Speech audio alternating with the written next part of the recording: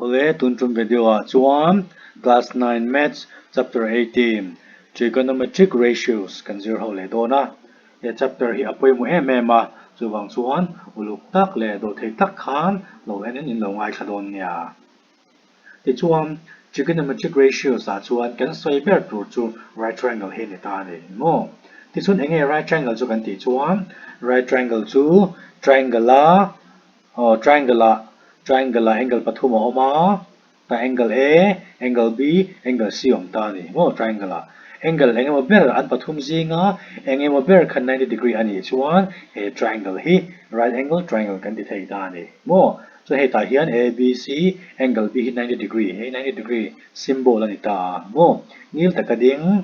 mo kha helai angle hi 90 degree ani ta ni ti chuan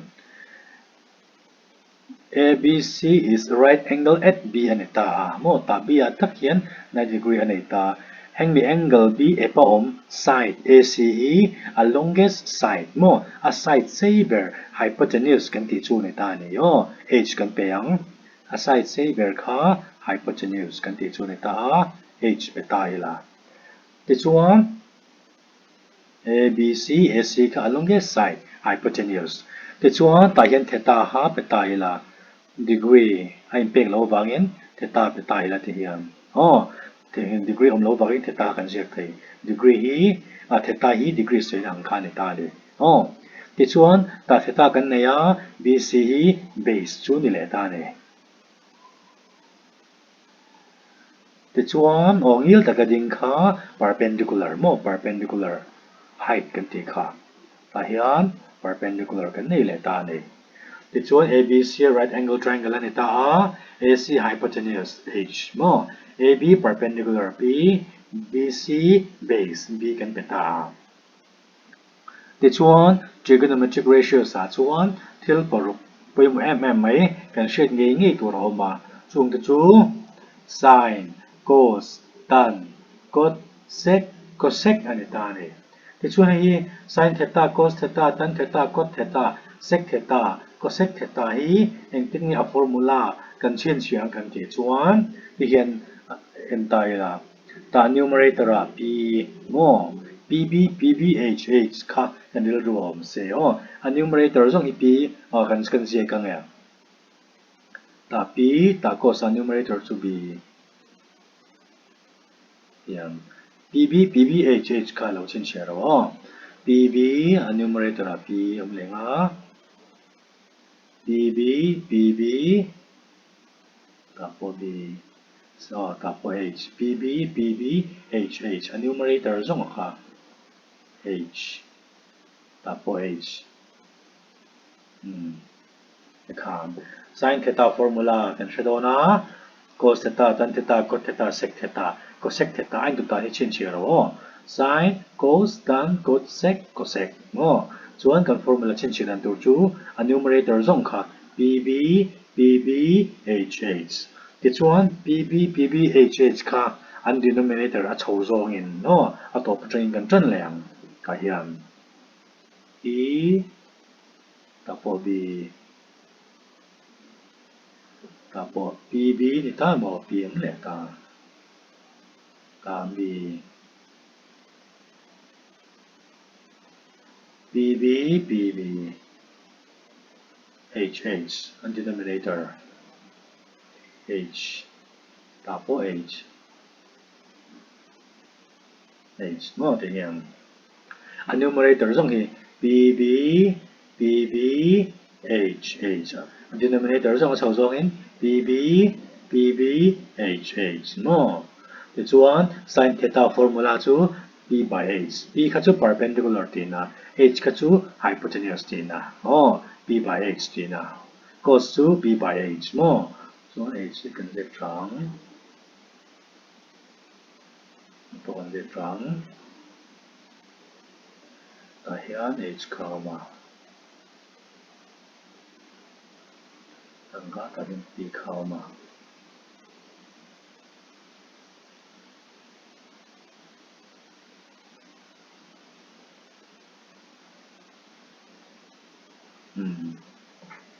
sin cos tan cot sec cosec anh dan kan hria anga le chun a formula hret ho sam dan chu pb pbh numerator a chuk zawng in pb pbh chuan pb pbh kha a tho zawng in a denominator pb pbh le chun sin theta formula chu perpendicular by hypotenuse cos theta formula chu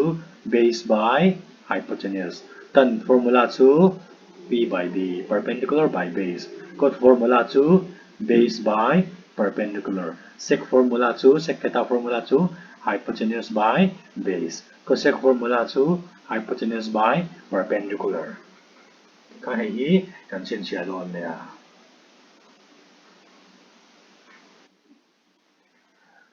Zawhna lut tayo la. Zawhna pakhat na chuan. Find all trigonometric values of angle A and angle B. Enge omje kan ti chuan trigonometric values of angle A le angle B kha zon vek angai ti na ni ta ni. Enge trigonometric values, trigonometric ratios kan ti chuan kan ti chuan sin, cos, tan, cot, sec, cosec ho kha an paruk hian trigonometric ratios chu ni ta ni. Mo ma se ta hian theta ni lawin angle A le angle B kha ron peta. Mo ti chuan ta hian sin A sin theta ti lawin sin A kan ti angai ta angle A hi kan zon masak don chuan ta po cos A tan A cot A sec A cosec A kan ti angai ta ni formula kha chu ph mo p by h b by h p by b b by p h by b h by p a ba kan sei tuang kha ni ta mo ti chuan tu na trigonometric values of b hi zong don ta ila ta hian sin theta ni lawin sin A ni lawin b kan zon don chuan sin b cos b tan b cot b sec b cosec b kan ti ngai ta ni mo a formula kha chu ma mi ang thau kha ni ta ti chuan a figure hi an ta ila right triangle kan nei ta a ab true kan nei ta ni value chu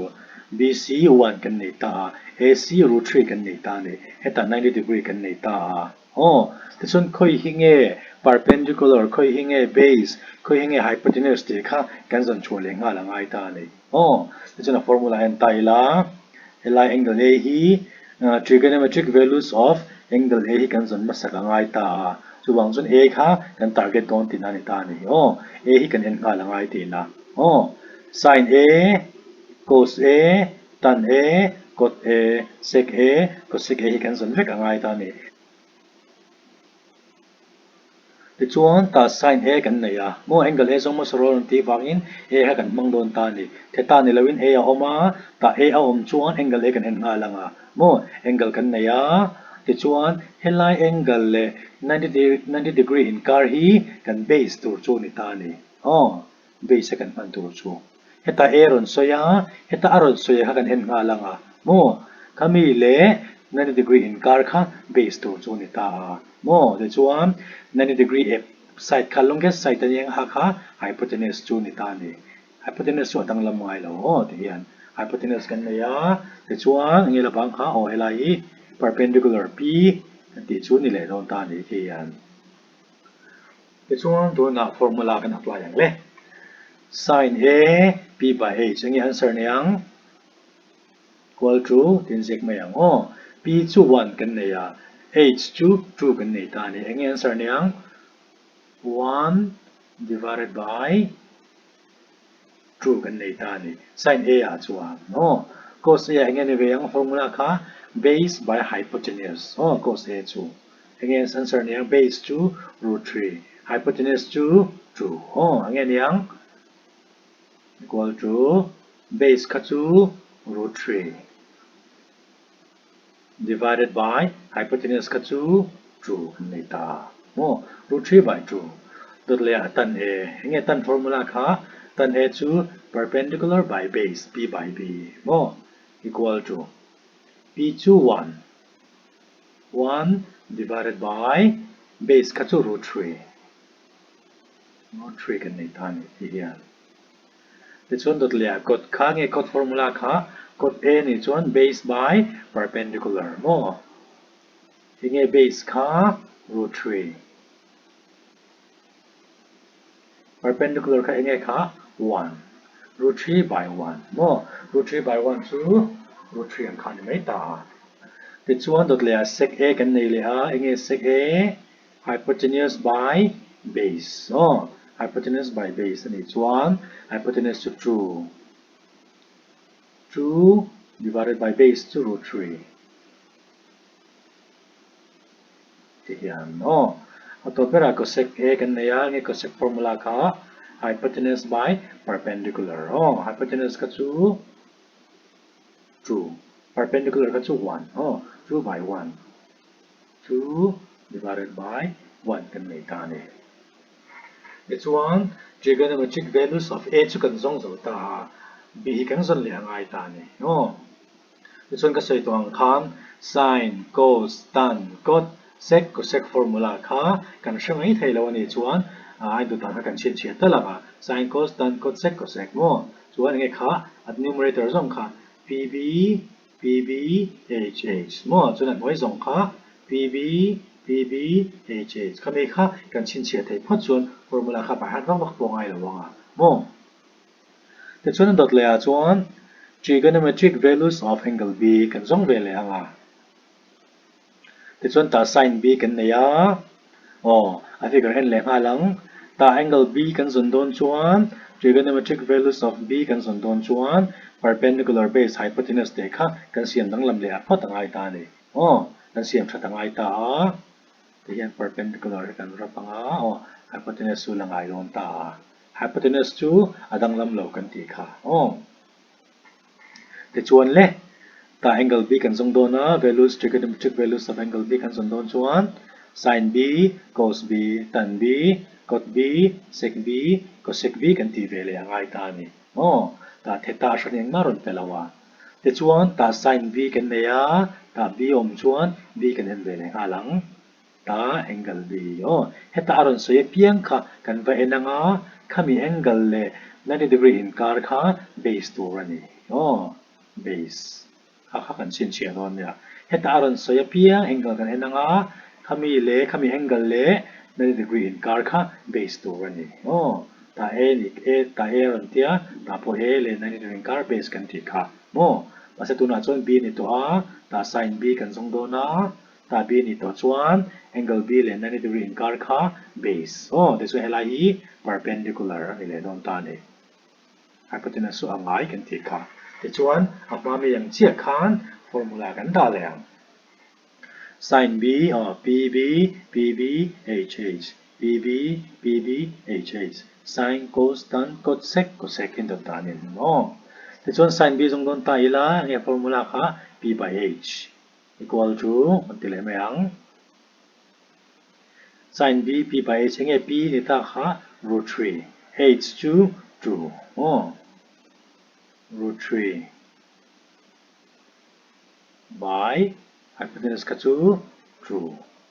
root 3 by 2 kan nei ta ni sin b a chuan cos b kan zong ve liang cos b chu base by hypotenuse nge base kha 1 hypotenuse ka chu 2 1 by 2 din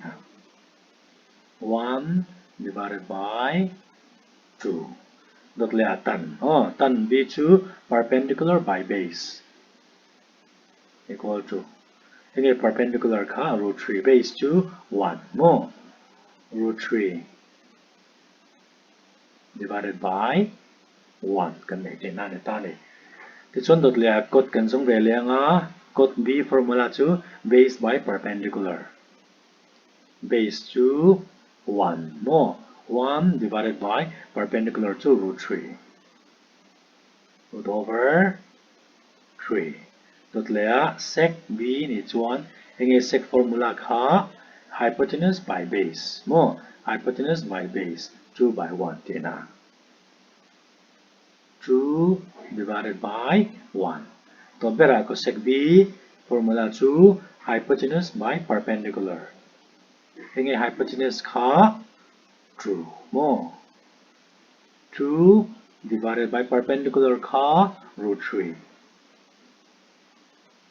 root 3 can they turn it 2 by root 3 the count trigonometric values of angle a ta kan zonga trigonometric values of angle b po kan zong le ta ni ti chun apoi mo lai kha kan sei nun le nge an thei hing mi lo tur ka heta sin a aron ti chuan a le 90 degree in kar kha base tur ni kha mi side kha ta sin b aron ti chuan b le 90 degree in kar kha base tur ni kha aba adang kha ta pi ni nga hypotenuse ka chungai ta thlai kha kan chin chi bi don nia ti chuan anterior na pakhat hi en le ta ila sin 60 degree tan 30 degree kan zona ngai ta a figure atang hian abc ron pelawa ta root 3 kan neya mi sai ta hian chuna hnuaiah hian 1 kan neya chun hypotenuse a 2 kan nei ta ni ti chuan sin 60 degree hi kan zona ngai ta sin formula kha nge kha sin formula chu perpendicular by hypotenuse kha ni ta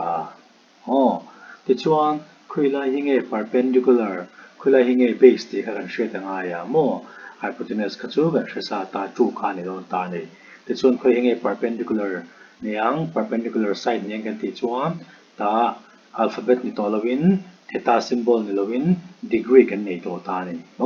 sin 60 degree ni chuan 60 degree angle lai kha ba en ta ila helai hi ni ta ni 60 degree angle chu mo 19 kar kha base to ti na ni ta ni heta 60 aron sei chuan ta angle kan enanga khami le 90 degree in kar kha base to ani ti chuan helai base ani chuan helai hi perpendicular ani anga mo hypotenuse chu adang lam thei lo ta ri hian ti chuan sin 60 degree chu nge ni ta ang p by h ani chuan p chu nge ni ta root 3h chu true mo hin jik le mai la equal to perpendicular to root 3 divided by h and h1 2 sin 60 degree value to root 3 by 2 kan nei ta ni ti chuan a dot le chuan at noi tan 30 degree kan en ve le anga tan 30 degree kha enge formula kha tan formula chu perpendicular by base heta sin 60 degree anita heta tan 30 degree anita an degree ka ainang to lawa chu bang chuan perpendicular helai kan tingot theilo helai base kan tingot theilo kha kan en that kha angai lon ta ni chu bang chuan kan rap le ri anga kan en thang tan 30 degree ani chuan helai degree kha kan en nga lang so nge 30 degree on achunga ta ni 30 degree kan ena 19 ne na ain kar kha mo 30 degree le helai 90 ain kar kha base to kan ti kha so helai hi perpendicular ani le ani ve le ta chuan tan 30 degree equal to perpendicular by base mo formula kan zo na equal to nge perpendicular tang 1 1 divided by nge base kha root 3 ti khan ti hian tan 30 degree chu 1 by root 3 kan chok chuak ta ni atot le chuan zona panina kan lu ma in Pythagoras theorem en le phot tai la ta hnuaiah right triangle kan nei ta AB BC AC the angle B 90 degree ani ta ni triangle ABC is a right angle at B ti na ta B 90 degree ni chuan the 90 degree opposite angle B opposite kha AC ni ta hi hypotenuse ani ta ni ti chuan definition en ta ila Pythagoras theorem om si chu in a right angle triangle the square of hypotenuse is equal to the sum of the square of the other two sides enge om zia kan ti chuan right triangle hypotenuse square of hypotenuse enge hypotenuse kha ta hian a side saver kha AC hi ni ta ni hen kan zia thai AC square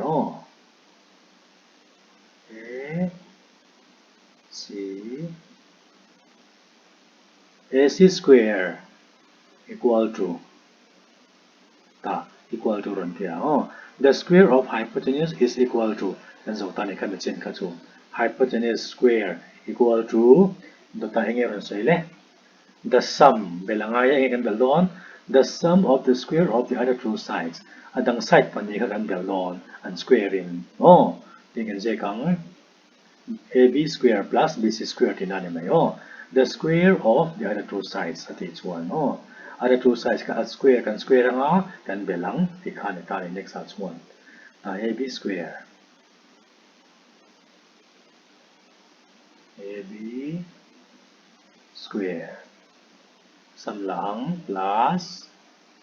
bc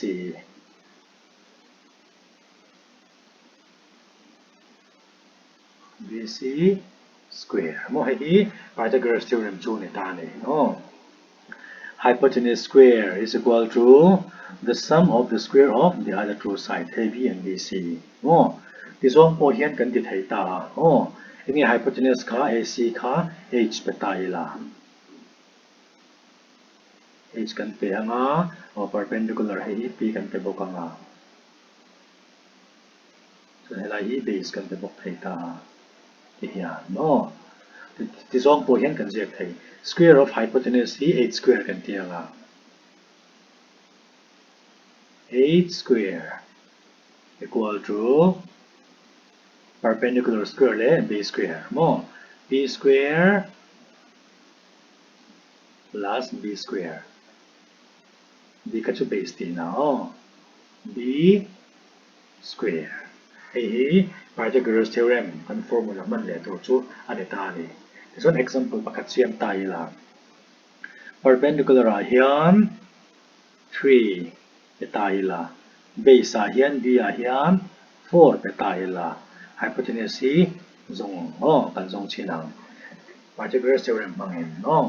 this one kan zon therefore by Pythagoras theorem kan tianga hypotenuse ka formula kan apply ta ni h square tin je me h square hypotenuse kan zong na tin kan je kam is equal to p ka nge kha 3 ani ta ni p square ani chuan 3 square tin kha ni mai ta 3 square plus b square ani chuan bc square ani chuan bc chu 4 ani ta 4 square ani mai ta ni ta hian 4 square chuan dot le a h square kan jek le anga zon tur ani wangin h square equal to 3 square chu eng zat nge niang chok pum tai la 9 plus 4 square chok pum tai la eng zat nge niang 16 ti hian le khat le h square equal to h square equal to le 9 le 16 hi bel tai la eng zat nge chu kang papo tang som bro kam bel chuan som hi le panga hian le chun h square zong lo aron ti lawa h kha zong lo aron ti sia tro square kan da bo ngai ta ni h equal to tin nge dang lam na om kha square abo chun tin nge kha square kan zia to lo chuan le lama khan root over hianga 25 kha root over no ya om to don ta ni square abo chuan an la phei ti na ni ta ni le chuan h equal to hypotenuse equal to square root of 25 hi exam nge niang 25 square root of 25 to 5 ani ta ni ti hian hypotenuse a hian h equal to 5 kan chok chuak ti la khan ta ti hian ti chu hei hi Pythagoras theorem kan pan dan tu chu ni ta ni zona pani na chuan if 12 tan a equal to 5 find the value of all the ratios of the angle a enge zo nam je kan ti chuan 12 tan a equal to 5 kan ne ya ta hian tan a hi amalin kan da don tan a equal to 12 hi khoi kalang kan ti chun 5 no ya tan a equal to 5 by 12 lo ne yang so mi ron zo ber chu find the value of all the ratios of the angle a the ratios to trigonometric ratios ti na sin cos tan cot sec cosec ti vel kha kan zo na ngai ta ni of the angle A aron ti chuan sin A cos A tan A cot A sec A cosec A an paruk ka kan zon kha ngai ta kami paruk formula paruk kha mo ti chuan ta A aron ti chuan helai hi helai angle he kan en le do na helai hi base ani don tin ani chu helai perpendicular ani nga BC hi AC base BC perpendicular AB hypotenuse no solution tan A equal to 5 by 12 no tan A hi amala kan da chuan 12 hi atmoya kalang 5 moya kha no ti chuan tan A equal to 5 by 12 kan nei a tan formula kha nge kha tan formula chu P by B kha ne ta mo ai hi kan formula man to kha chu ne ta ni ti chuan ta tan A aron ti ta a figure a hen ko hi nge base ko hi nge perpendicular kan ti chuan ta tan A aron ti chuan angle A kha kan en anga ta 90 degree oma angle A le 90 degree a in kara kha base to chu ne ta ni ya so helai hi perpendicular hi hypotenuse ka chu a longest side 90 degree opposite side kha ni ta ni ti chuan dot le a chuan tan formula kha perpendicular by base ani ta chunga p oma ta 5 oma noya base ania ta 12 oma ke kan ti ngai ta nei let p equal to 5x kan ti hi perpendicular hi 5x o ratio ani chuan an number ang kan mang thok thei lo ta and base b equal to ano kan ngayong ka 12x 12x zia chu ta perpendicular a hian 5x kan neya base a hian 12x kan neya ini kan zon ngai hypotenuse kan zon ngai ta ni tinge kan zon kan ti chuan Pythagoras theorem mang mo tinge side zong zong ni kan zon kan ti chuan ta me ron zot ta find the value of all the ratios around there sin cos tan cot sec cosec kateng zong zong kha zon ngai ya kateng zong zong kan zon don chuan all the side pathum kha a value kan nei ngai ta ni mo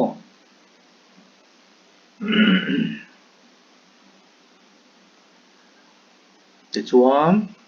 hypotenuse kan zon don chuan Pythagoras theorem formula kan manga therefore by Pythagoras theorem mo chuan Pythagoras theorem formula kha nge kha Pythagoras theorem a chuan hypotenuse square equal to p square plus b square ta hi kan sik liang hypotenuse square equal to perpendicular square plus base square ito hiyan no ito na hypotenuse second zone nga ya kan sikleri patang 8 square equal to p katso 5x anya 5x whole square mo tinjin me bracket chunga x om tel to sia 5x whole square plus base square ni chuan 12x whole square 12x whole square ti hian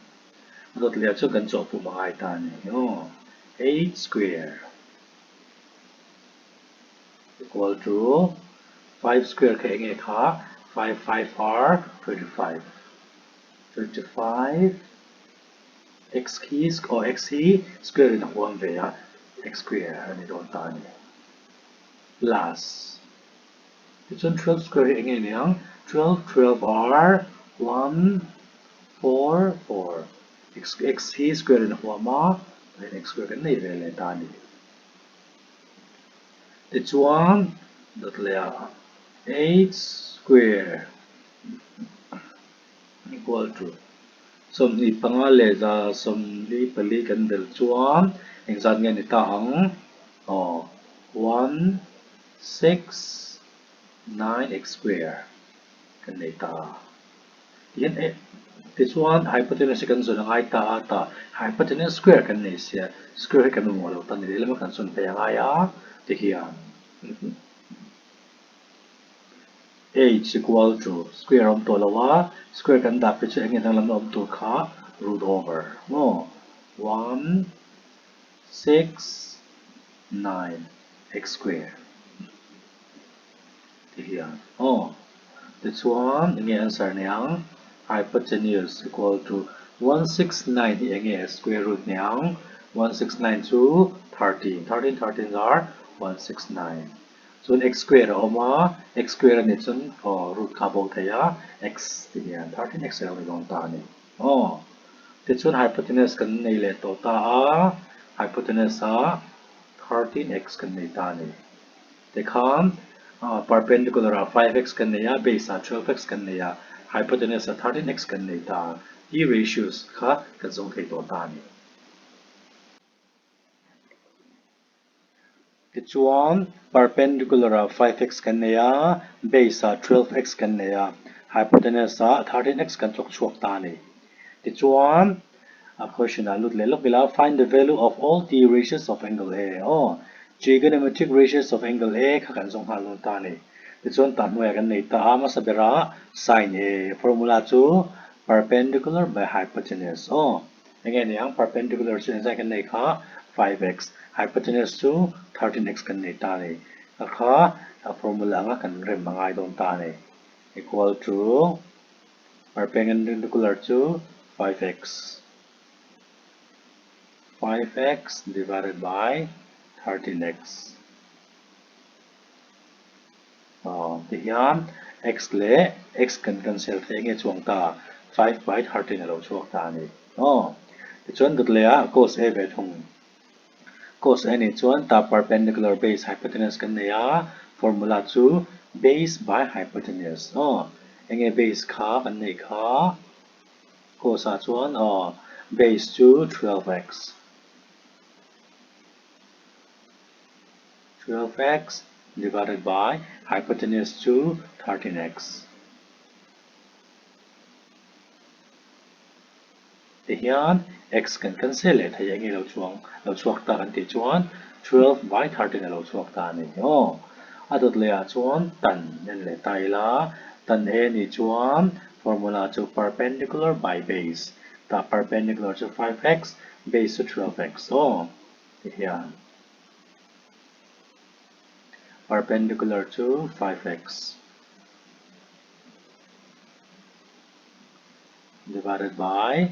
12x. Tapo hian x kan cancel thei. Enge lo chuak ta. Tan a equal to 5 by 12 lo chuak ta ni. Not le chuan cot a kan en ve liang. Cot a equal to nge formula base by perpendicular base to 12 perpendicular to 5x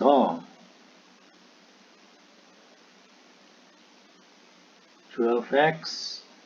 divided by 5x base to 12x perpendicular to 5x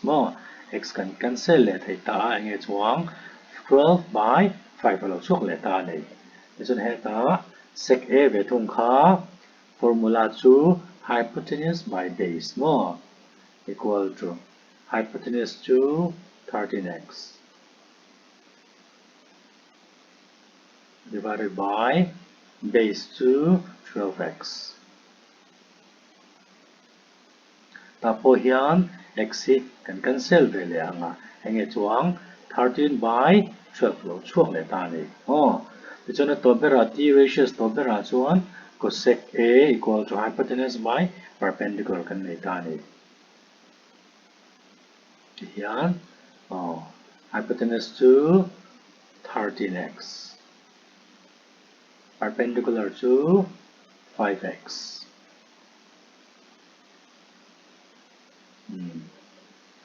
x kan cancel le anga enge chuang le cosec a equal to hypotenuse by perpendicular equal to 13 by 5 lo chuak ta ni ole atop nan antirna pakhat hi chokle tai la if sin c equal to 2 by 3 find the value of all degrees of angle A, angle C. Trigonometric ratios of angle C kha kan zong le do na. This one ta sin c equal to 2 by 3 kan nei a. This one ta sin c aron ti chuan angle ka c chung chang ani ta. This one a figure en tai la khoi hing a base khoi hing a perpendicular kan ti chuan ta angle c meron zo chuan hela angle c kan enanga ta 90 degree nen ein kar kha base tur chu ni ta ni in b pe ta ila. Oh, so hela hi perpendicular ni anga. This one hypotenuse hi chu 90 degree opposite side longest side kha hypotenuse chu ni ta ni h kan tabu kanga hian no. This one the ratios of angle c zong tur chuan side zong zong ab bc ac hypotenuse kha kan shade vek phot angai ta ni avelu. This one non tai la sin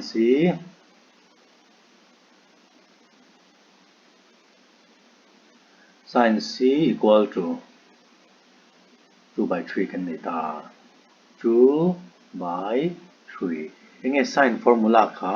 sin chu perpendicular by hypotenuse no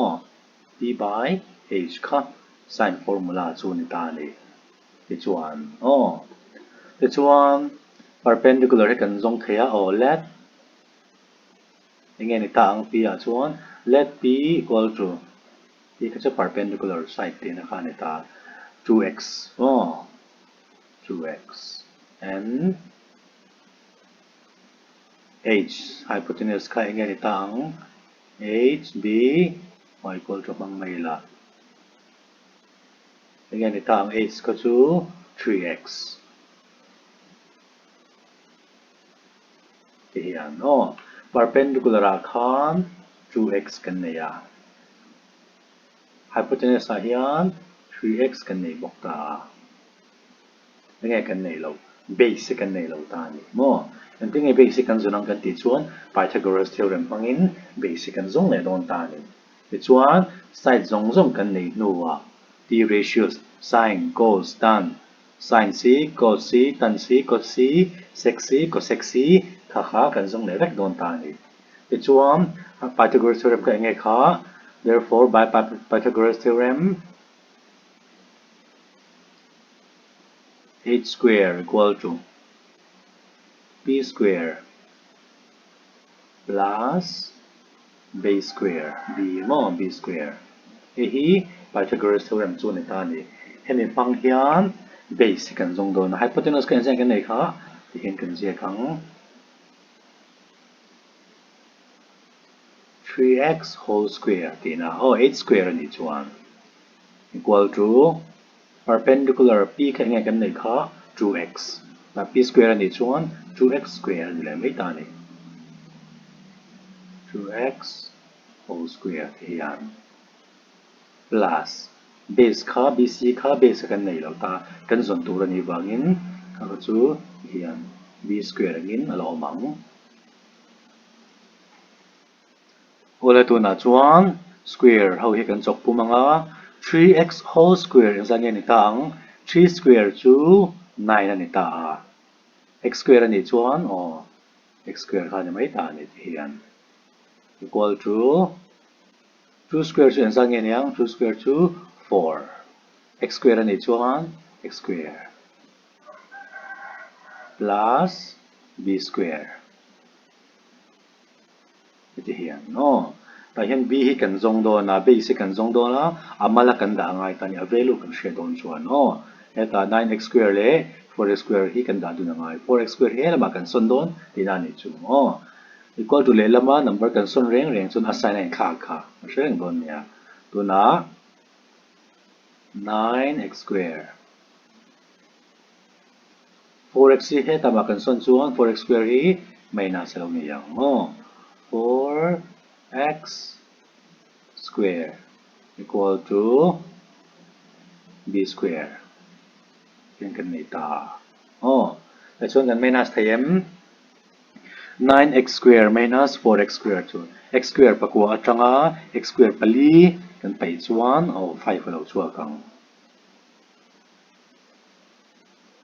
5x square equal to b le tu na square hi ka ziak to lawa enge dang lam na om kha b ringot kan zia chuan le lamo dang lam na om tur chu root over ti hian root over te chuan therefore tan ziak meng therefore b equal to base equal to 5 phi and square root an em nei lo chu bang chuan root 5 kan ziak le phat thei square root nei lo chuan chaw tet ni nam lo a ti hian root 5 kaum le putanga ti hian ti chuan x hi x square ani ta x square hi chu ti kan cancel thei ta x square ani wangin ha ka chun square root nei a x ti na khan ta ni root 5x ti chuan base a root 5x kan chok chuak ve le ta root 5 base a root 5x kan chok chuaka perpendicular a 2x kan nei a hypotenuse a 3x kan nei a mo t ratios of angle c chu kan zong thei to ta ni mo ha chu nang ma nin lo zong ve to anga sin c cos c tan c cot c sec c le cosec c kha in lo zong ve anga perpendicular base hypotenuse kan nei vek to mo ole kati zong kha tun video a kan zir ho thi te chu ni ta ti chuan video hi vai khat en mai ka atok lo thina thiama bel tur chuan en non te kha angai ve thina chu bang chuan lo en non ula topa zona panga hi practice na nin lo panganga video en pain in lo chokanga ti chuan enge mo zo na mo han thiam lo te in nei chuan a hnuaya ka phone number a khan men lo zo thei ani ti kha in hre don nia